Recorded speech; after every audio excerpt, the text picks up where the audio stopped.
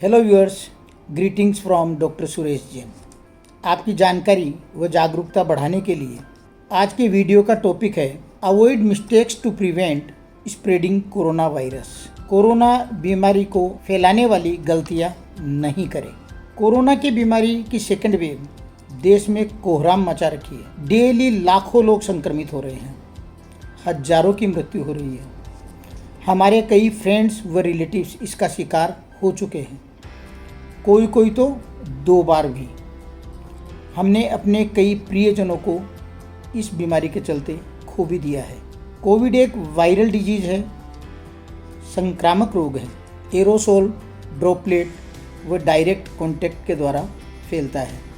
संक्रमण बहुत ही तेज़ी से फैल रहा है अभी, लेकिन अगर हम कुछ सावधानियां बरतें तो इसके स्प्रेड को रोका जा सकता है। पेंडेमिक के शुरुआत से लेकर अब तक अनेक सरकारी व गैर सरकारी संस्थाओं ने हमको काफ़ी कुछ सिखाने की कोशिश की है, लेकिन शायद हमने कुछ सीखा नहीं है, या सीखा भी है तो हम उसको मानना नहीं चाहते हैं। लगातार हम मिस्टेक्स करते जा रहे हैं और वायरस को हम फैलाते जा रहे हैं, फैलाने का मौका दे रहे हैं।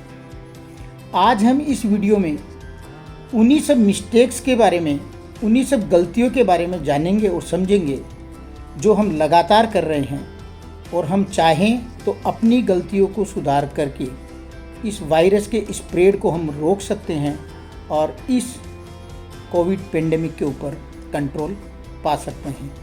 मैंने कोविड के प्रिवेंशन और ट्रीटमेंट के ऊपर एक जिस्ट बनाया है, जिसमें प्रिवेंटिव मेजर्स को मैंने एब्रीविएशन MDH के रूप में दिया है। M का मतलब मास्क, D डिस्टेंस और H हाइजीन। अगर हम इन 3 बातों पर पूरा ध्यान रखें तो हम वायरस के स्प्रेड को और बीमारी के इंसिडेंस को दोनों को काफ़ी कम कर सकते हैं। सबसे पहले हम मास्क रिलेटेड जो हम मिस्टेक्स करते हैं उनके बारे में अपन लोग समझते हैं। मास्क को इस बीमारी से बचने व दूसरों को बचाने का मोस्ट एफिशिएंट एक तरीका मैं मान के चलता हूँ, लेकिन अधिकतर लोग इस मास्क का अभी तक भी सही रूप से प्रयोग नहीं करते। अधिकतर लोग तो सही प्रकार का राइट टाइप का मास्क पहनते ही नहीं।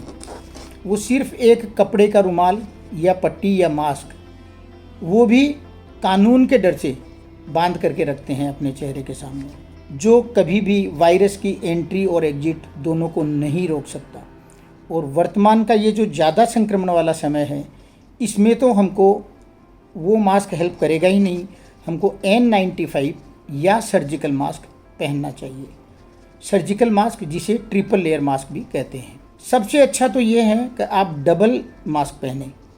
अंदर वाला मास्क आपका सर्जिकल मास्क हो और बाहर वाला मास्क आपका फैब्रिक यानी कपड़े का मास्क हो।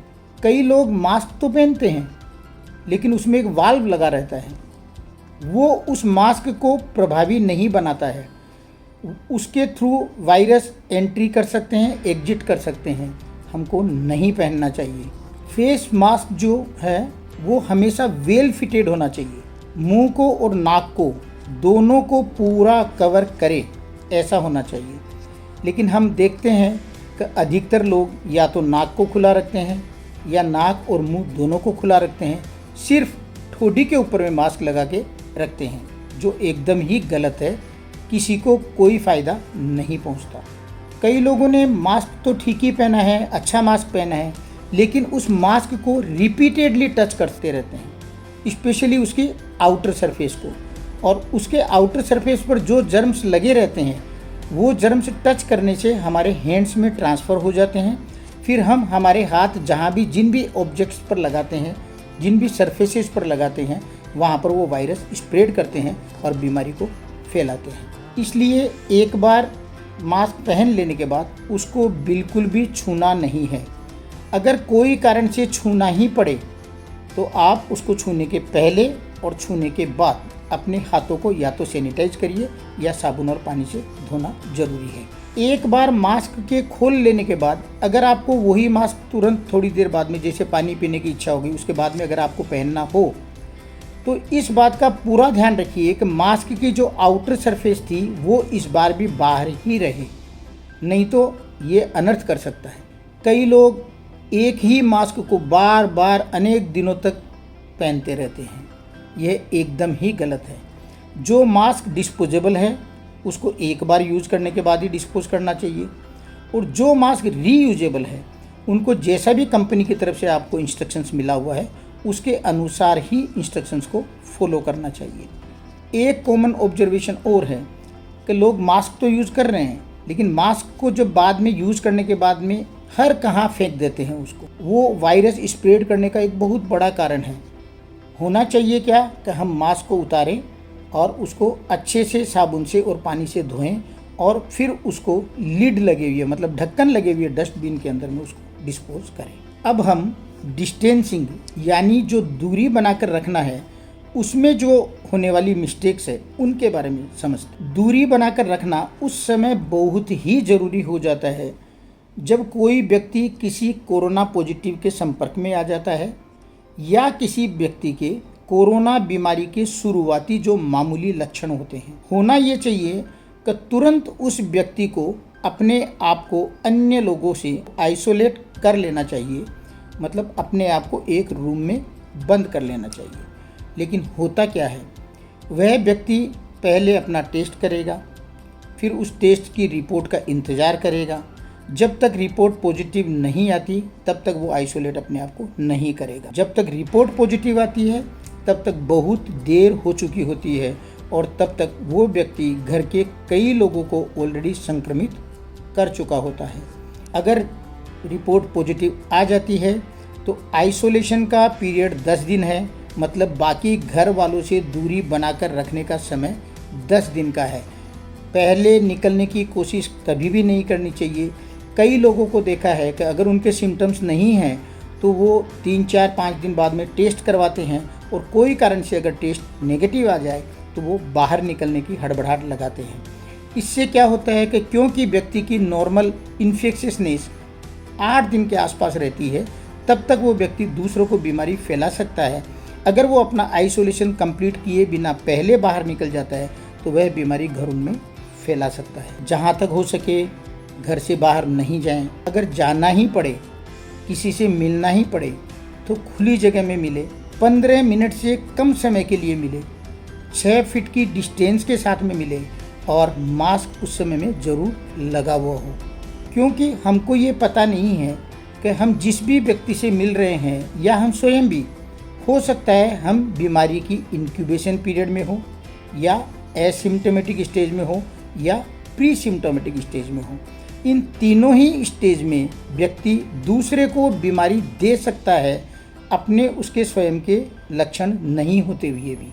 किसी से जब भी मिलना हो तो अभिवादन करने के लिए सबसे बढ़िया तरीका है नमस्ते करना।